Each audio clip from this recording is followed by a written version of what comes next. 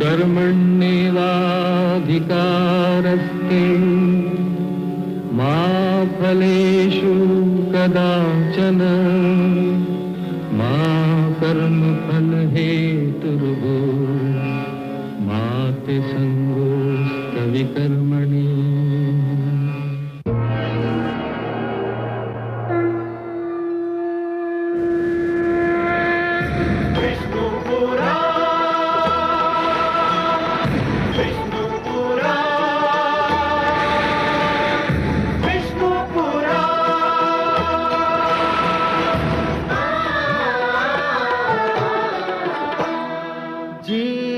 ज्ञान ब्रह्म ज्ञान अथ श्री विष्णु पुराण ओम की कथा महान जय श्री विष्णु पुराण विष्णु पुराण विष्णु पुराण विष्णु पुराण प्रगटे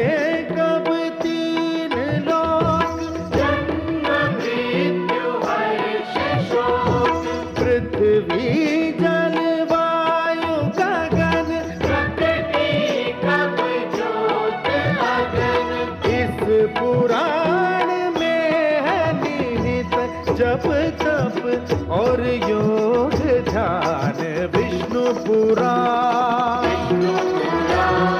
विष्णु पुराण विष्णु पुराण। मैं मां हूं, धरती मां। अपना हित किसे प्रिय नहीं, अपनी ख्याति कौन नहीं चाहता,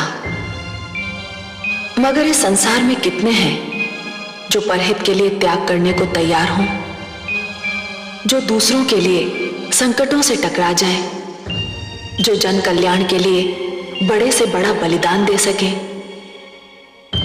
जब भगवान शिव ने लोक कल्याण के लिए सागर मंथन से निकला विष अपने कंठ में रोक लेने की हामी भरी, तो मैं आश्चर्यचकित रह गई।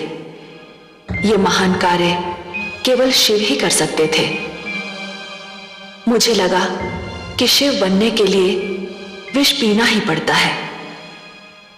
मैं भगवान शिव के इस अद्भुत त्याग पर झूम झूम उठे, परंतु विष से अमृत की प्राप्ति के बीच की यात्रा में अभी क्या क्या होना है, सागर जिसे रत्नाकर भी कहते हैं, उसके गर्भ में कैसे कैसे अनमोल रत्न हैं, उन्हें देखने के लिए कौन व्याकुल नहीं होगा। नारायण नारायण।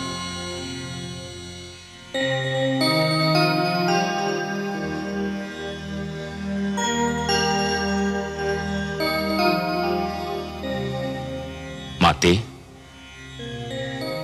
जिसके अधरों की मधुर मुस्कान सारे संसार को आनंद का संदेश देती है, जिसके सुंदर मुखड़े का ध्यान ही प्राणियों के मन में उजाला कर देता है, आज स्वयं वही दुख और चिंता की मूर्ति बनी हुई है। किस चिंता ने आपके सुंदर मुख को अपनी छाया से ढक रखा है माते? मैं बहुत दुखी हूं देवर्षि, बहुत चिंतित, बहुत हताश। कल ब्रह्मा जी ने मेरा स्वयंवर रखा है, कल मुझे किसी के गले में वरमाला डालनी ही है। तो इसमें इतनी चिंता की क्या बात है माते? मुझे तो ये चिंता है देवर्षि कि इस स्वयंवर समारोह में उन्होंने सभी को आमंत्रित किया है, पर मेरे नारायण को कोई निमंत्रण नहीं भेजा। मैं तो उनके अतिरिक्त किसी और के गले में वरमाला डालने की सोच भी नहीं सकती। और पिताश्री ने उन्हीं को नहीं बुलाया? हाँ, यही चिंता मुझे व्याकुल किए जा रही है। ये तो वास्तव में अन्याय है।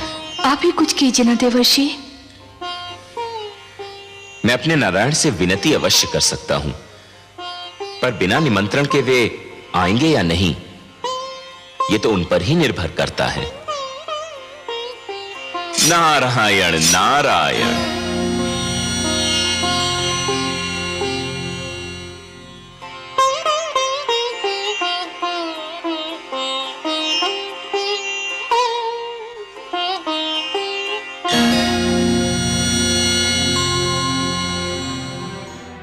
गुरुदेव,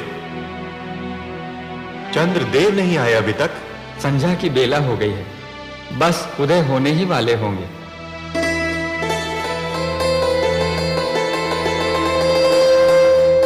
लीजिए आगे चंद्रदेव।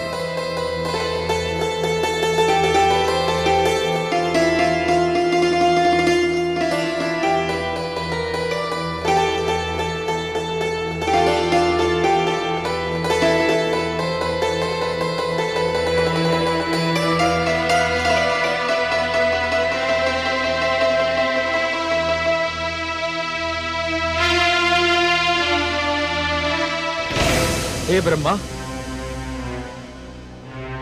मेरी समझ में नहीं आ रहा क्या कारण समय को नष्ट किया जा रहा है। जिन दानवर देवताओं को आमंत्रित किया था वे सब तो आ चुके हैं, अब देर किस बात की? स्वयंवर आरंभ कीजिए। हे अतिथिगण, आज सृष्टि में एक नई प्रथा की नींव डाली जाने वाली है, जिसका नाम स्वयंवर है।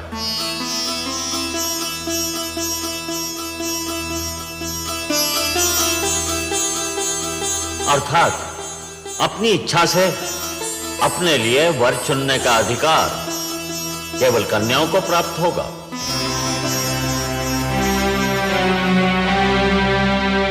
सागर पुत्री के हाथों में जो पुष्पमाला है, इसे ये उसी के गले में डालेंगी जिसको ये अपने योग्य समझेंगी, जो इनका मनभावन होगा।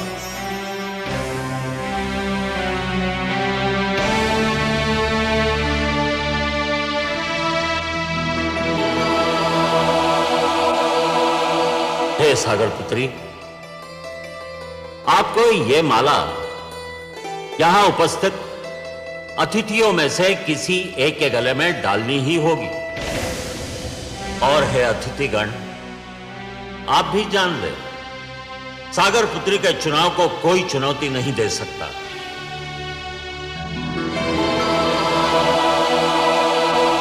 ये जिसे चुनेंगी उसी को इनका अंतिम निर्णय समझा जाएगा। उस पर कोई विवाद नहीं करेगा, किसी को भी आपत्ति करने का अधिकार नहीं होगा। हे देवी, मैं स्वयंवर समारोह के आरंभ की घोषणा करता हूं। आगे बढ़िए और जिसे आप अपने योग्य समझें उसके गले में यह पुष्पमाला डाल दें।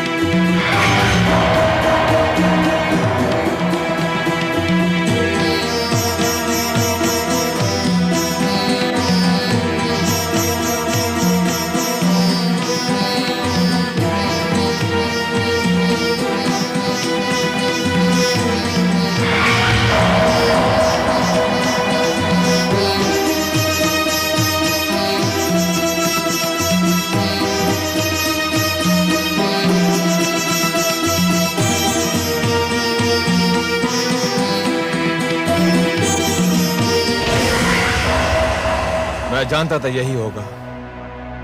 अब तो और कोई शेष नहीं रह गया है। सुंदरी, डाल दो ये पुष्पमाला मेरे गले में और सदा के लिए मेरी हो जाओ।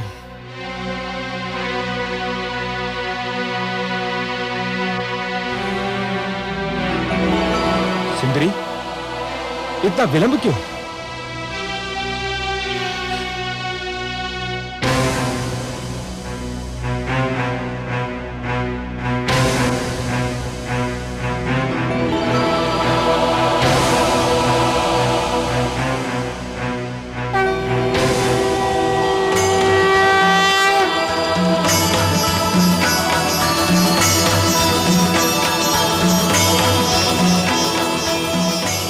सुंदरी, इतना विलंब क्यों?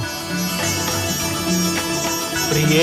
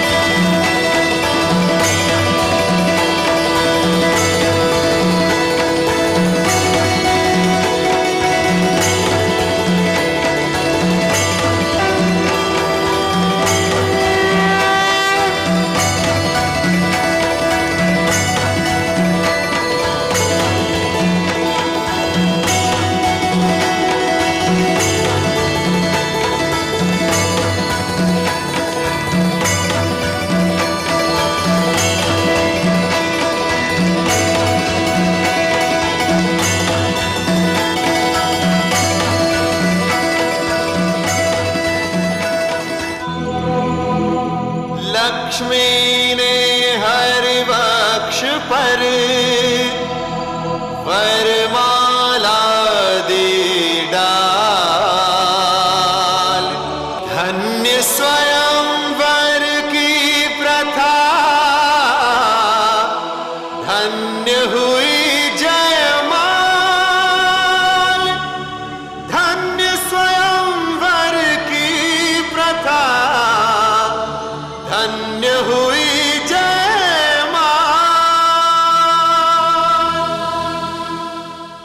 लक्ष्मी नारायण की, लक्ष्मीपति की, लक्ष्मी नारायण की, लक्ष्मीपति की, लक्ष्मी नारायण की, लक्ष्मीपति की। स्वागत है सर्वेश्वर। स्वागत है माता। आइए।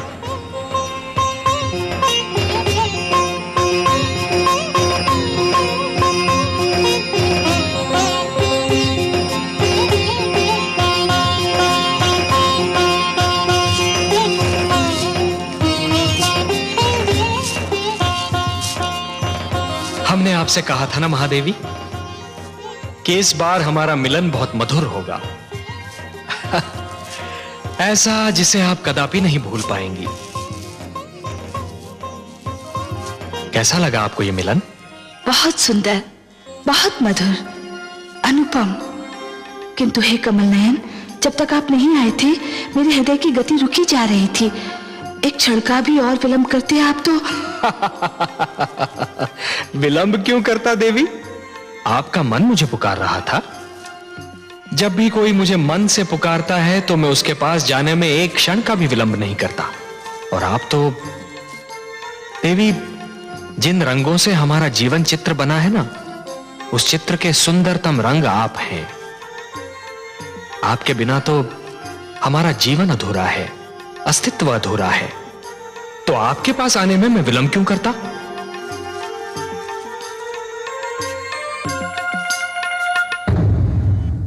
मैं मां हूं, धरती मां। श्री विष्णु ने अपना वचन निभाया। सचमुच माता लक्ष्मी से इस बार उनका मिलन इतना अधीर था कि स्वयं मेरी आंखों में हर्ष के आंसू छलकने लगे। दानव एक बार फिर अपनी हार पर क्षुब्ध होकर रह गए। वे शायद इसके बाद मंथन पर भी तैयार न होते, पर दैत्य गुरु शुक्राचार्य अब अपने लिए अमृत पाने को इतना व्याकुल थे कि उन्होंने अपने दैत्य शिष्यों को सागर मंथन में सहयोग देने पर विवश कर दिया। मंथन फिर आरंभ हुआ। सागर ने अपने गर्भ में छिपे अनमोल कोष लुटा दिए। समुद्र की तह से कामधेनु निकली। ऐरावत, अश्व, कल्प वृक्ष जैसे अनमोल रत्न निकले, पर प्रतीक्षा तो थी अमृत की, उस पदार्थ की जो मृत्यु की मृत्यु है। और फिर वो घड़ी आ ही गई।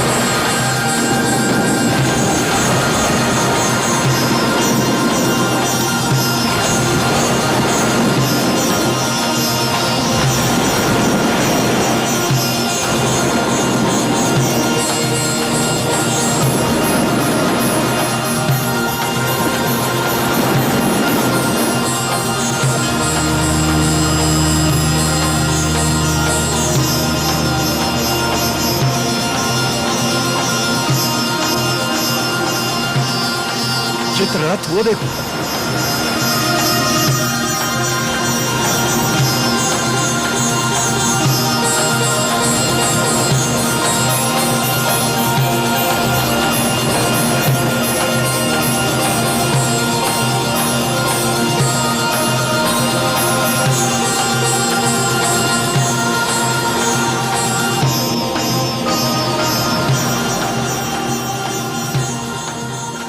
उस कलश में अवश्य ही अमृत होगा।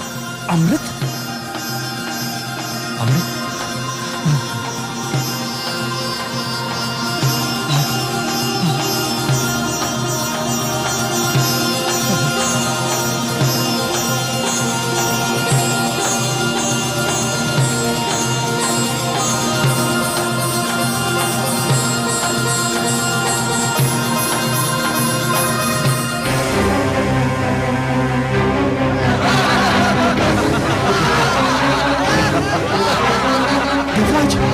दोनों में से एक है।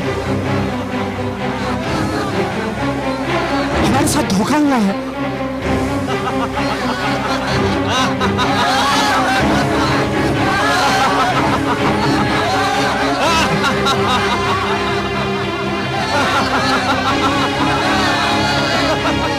देवराज, दानव तो अमृत लेकर भाग गए। अब तो संजीवनी मंत्र उनके गुरु के पास है और अमृत उनके हाथों में। यह तो सर्वनाश हो गया देवराज। हमारे साथ भयंकर छल हुआ है। अब क्या होगा?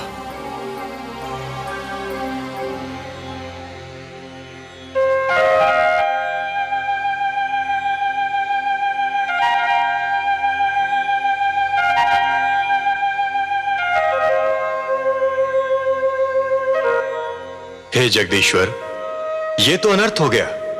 दानव अमृत कलश लेकर भाग गए। संजीवनी और अमृत दोनों की शक्ति पाकर तो वे समस्त सृष्टि का सर्वनाश कर डालेंगे। असंभव। यह असंभव है देवराज। यदि संसार पर दानव संस्कृति का राज हो गया तो सृष्टि की रचना का सारा उद्देश्य ही समाप्त हो जाएगा। सृष्टि की रचना तो सुंदर विचारों के पनपने के लिए, शांति की सुगंध फैलाने के लिए और मानव को उन्नति के शिखर तक पहुंचाने के लिए की गई है। नहीं देवेंद्र, नहीं। धरती पर दानवी विचारों के लिए कोई स्थान नहीं है। दानव संस्कृति का उत्थान सृष्टि के सौंदर्य का अंत होगा, और मैं यह कदापि नहीं होने दूंगा देवेंद्र। आप चिंता न कीजिए, अमृत पर केवल देवताओं का अधिकार है, और अमृत कलश को आप तक पहुंचाना मेरा उत्तरदायित्व। हे त्रिलोकीनाथ, आप चाहें तो क्या नहीं कर सकते। यह आशा लेकर ही तो हम आपके चरणों में उपस्थित हुए हैं।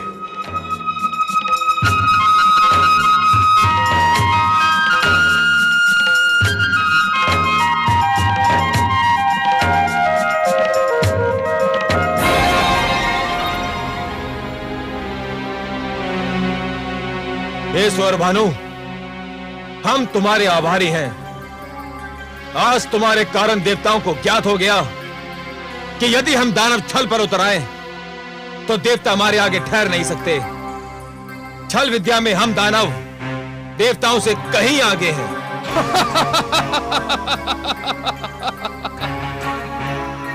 मुझे तो गुरुदेव ने भेजा ही इसी उद्देश्य से था कि मैं अमृत को देवताओं के हाथों में ना पड़ने दूं। अब ये सारा अमृत हम पी जाएंगे दानवराज। देवतागण इसकी एक बूंद को भी तरस जाएंगे। चले थे अमृत पीकर अमर होने। सोचो मित्रों, संजीवनी और उस पर अमृत जैसे सोना और उस पर सुहागा। अब हम तीनों लोगों पर छा जाएंगे। देवताओं को बड़ा घमंड अपने भगवान विष्णु पर। अब हम देखते हैं कि वो अभिमानी विष्णु हमारा क्या बिगाड़ पाता है।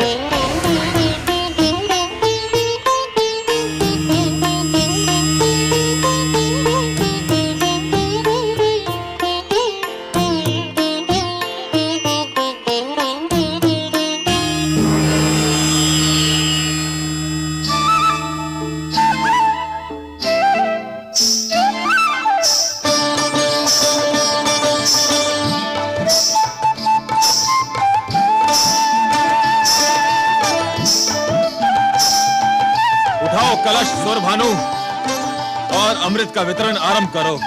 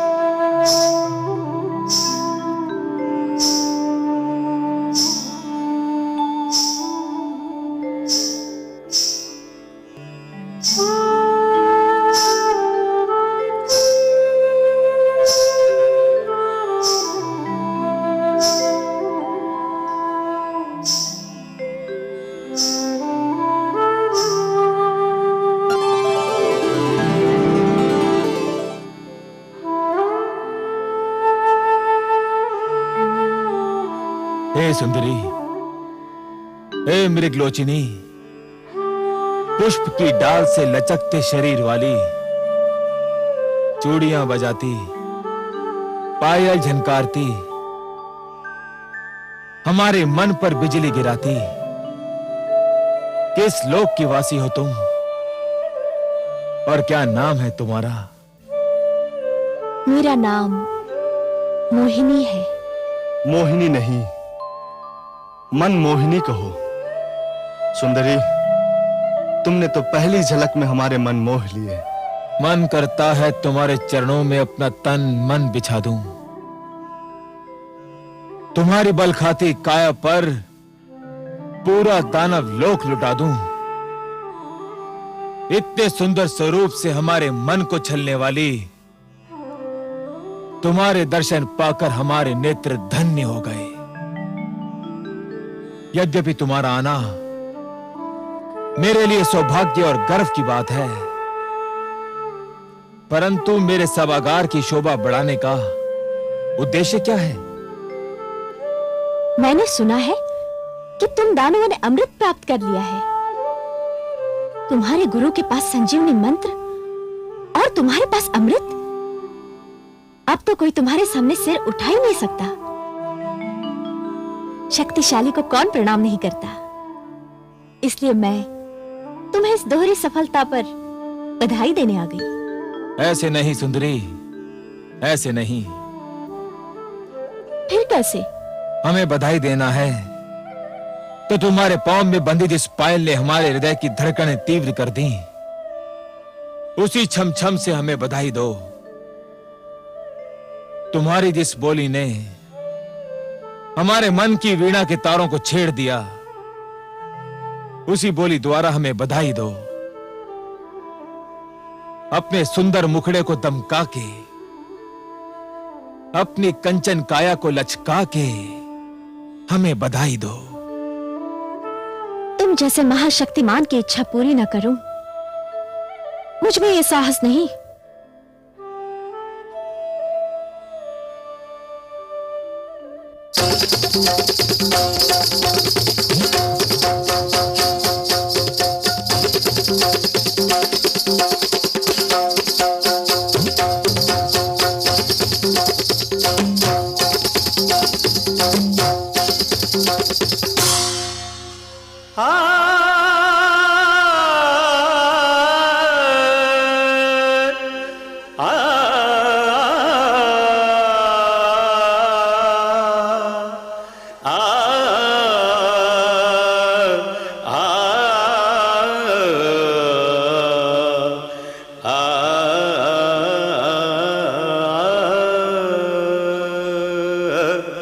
मत्स्य बने फिर कच्छप बन के,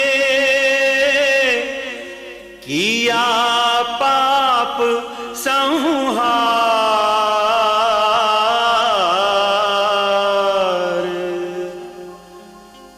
अब नारी के रूप में प्रगटे, जग के पालनहार।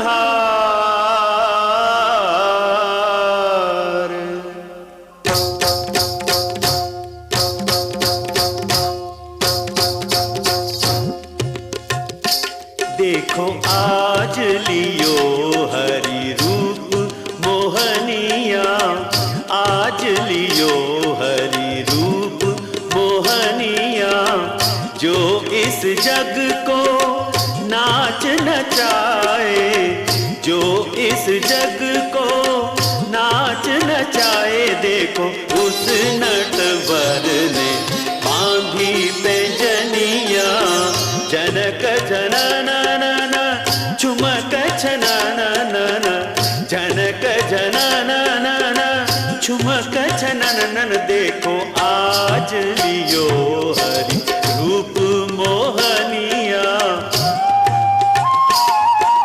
निसा निसा रे सारे पगा मरे सा निसा रे धा नि पा म गा म नि द पा नि सा रे पगा मरे सा निसा रे मरे सा निसा रे मरे सा निसा।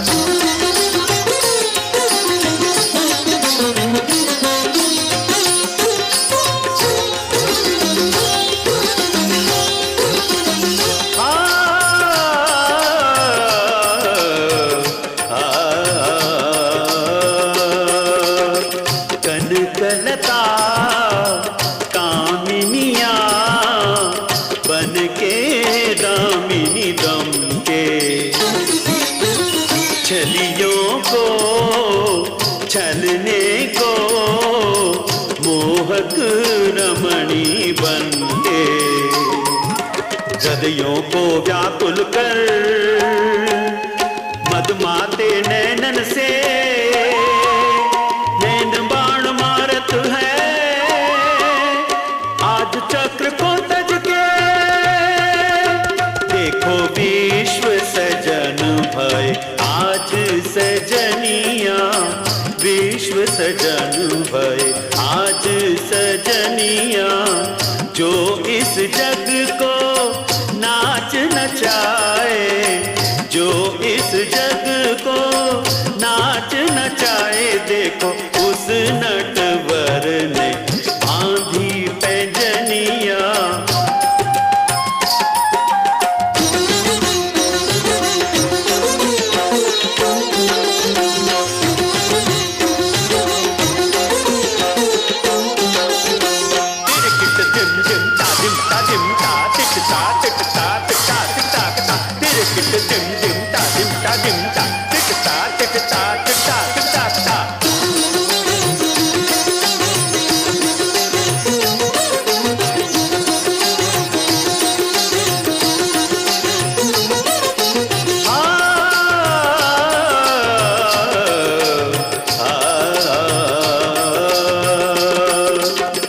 प्रेमातुर दानव दल भ्रम की लट में उलझे, वश में कर दैत्यों को मन ही मन प्रभु हर्षे। यौवन की ज्वाला है, चितवन की हाला है, हर मन मत वाला है, कुछ होने वाला है। देखो सबको छकावत माया हिरनिया, सबको छकावत माया हिरनिया, जो इस जग को नाच नचाए, जो इस जग को नाच नचाए। देखो उस नटवर ने बांधी पैंजनिया, आज लियो हरि रूप मोहनिया, आज लियो हरि रूप मोहनिया।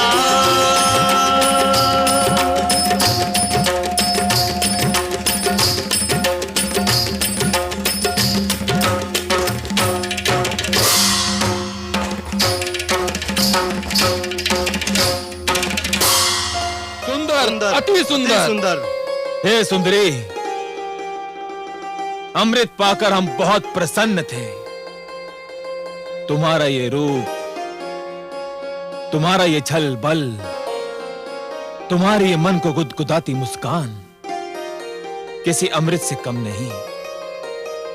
यदि तुम ये अमृत हमें अपने हाथों से पिला दो तो इसकी मिठास और भी बढ़ जाएगी। तुम्हारे स्पर्श की मिठास अमृत में घुल जाएगी तो इसका स्वाद और भी बढ़ जाएगा। मैं आपकी आज्ञा कैसे टाल सकती हूँ दानवराज?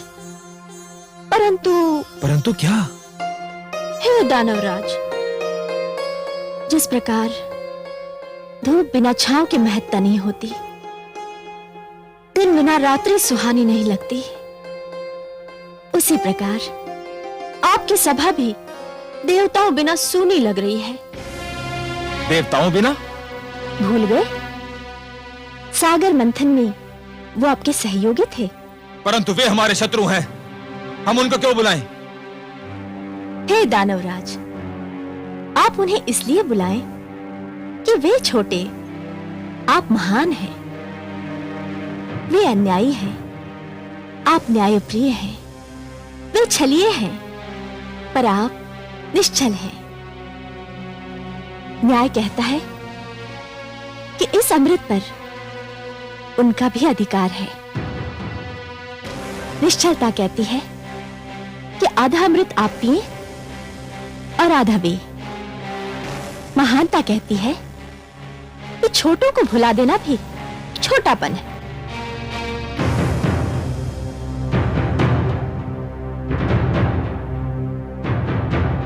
हे कमल नयनी, तुमने हमारे मन को हर लिया है। तुम्हारी बात टालना हमारे वश की बात नहीं। पर चल, देवताओं को बुलाया जाए।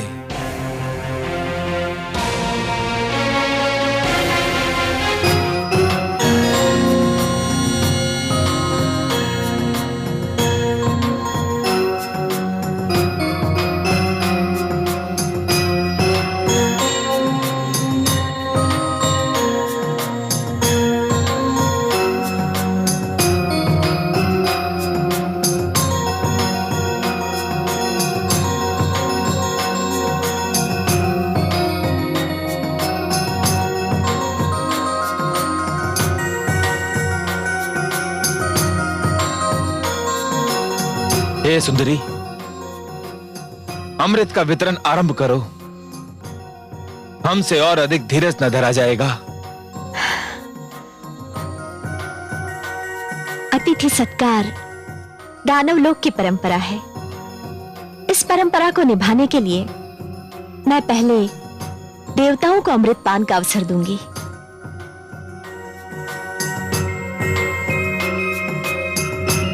कैसी तुम्हारी इच्छा।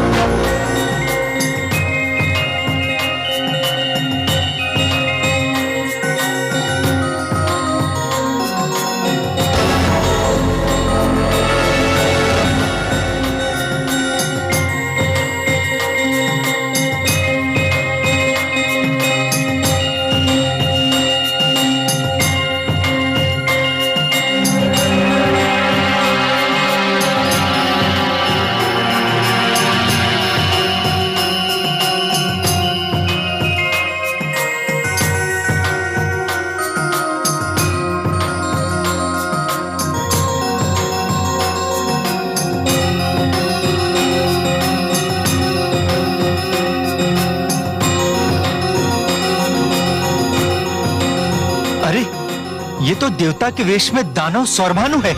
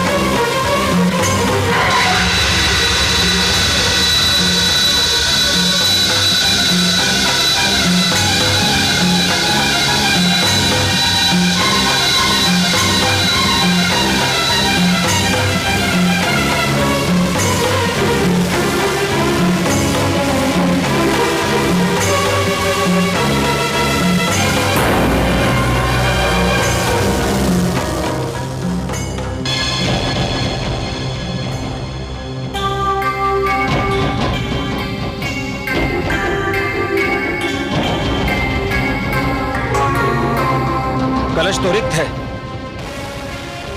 विष्णु ने सारा अमृत देवताओं को पिला दिया। छल, महाछल।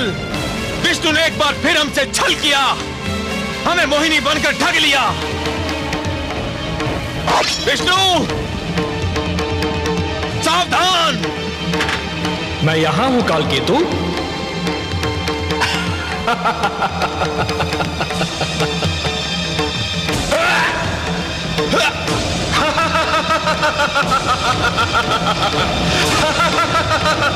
सावधान दानवराज, अब कुछ नहीं हो सकता। स्मरण है, हम अमृतपान कर चुके हैं। अमृतपान, हम सभी अमर हैं।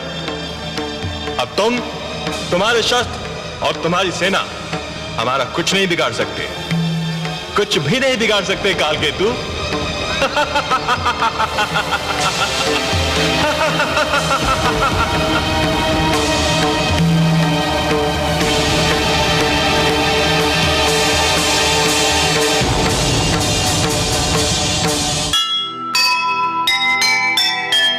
एक नहीं उसकी चली, हारा फिर एक बार। अमृत से वंचित रहा दानव का परिवार। देर सही उसके यहाँ नहीं, मगर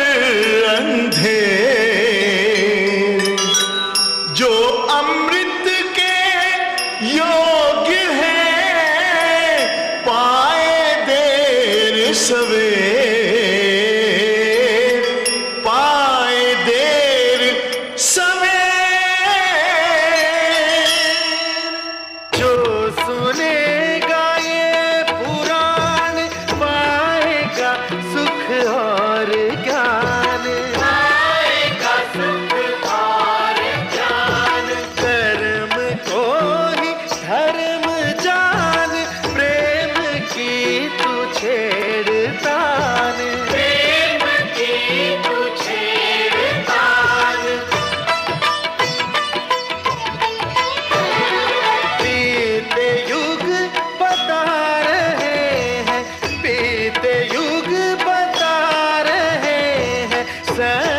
पथ पे चल सुजान।